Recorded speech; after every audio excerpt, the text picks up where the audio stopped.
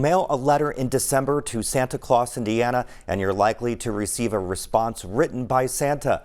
Reporter Ethan Sandwise visited the small southern Indiana town that receives, stamps, and sends a massive volume of holiday letters. Every year, tens of thousands of letters like these are answered by volunteers in Santa Claus, Indiana. The tradition dates back over 90 years. It wasn't posed, wasn't it? Today there's only 3 volunteers in the old post office, or elves as they prefer to be called. They've been at it for hours, surrounded by piles of cards and envelopes. Last year their small team answered over 23,000 letters. We can have 14 people in there answering letters, and that's it. We can't have any more. So we try not to overschedule, but right now we really need help.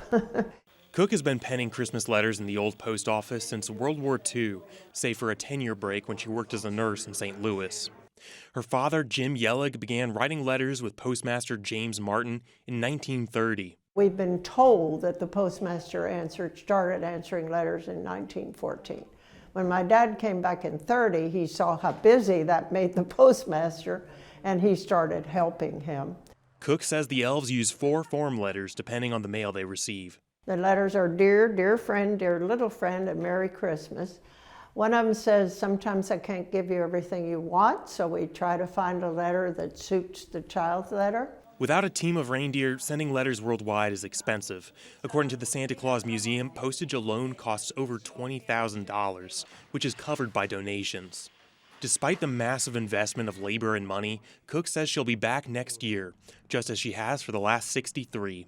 The world needs people who believe in something and in themselves and in things that are good. And I think that's what we do.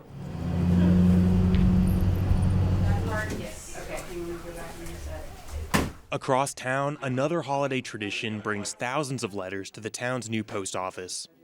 These holiday writers want to send friends and loved ones letters with Santa Claus, Indiana's unique holiday postmark. And it just has become such a huge part of the community and what we do here in the town.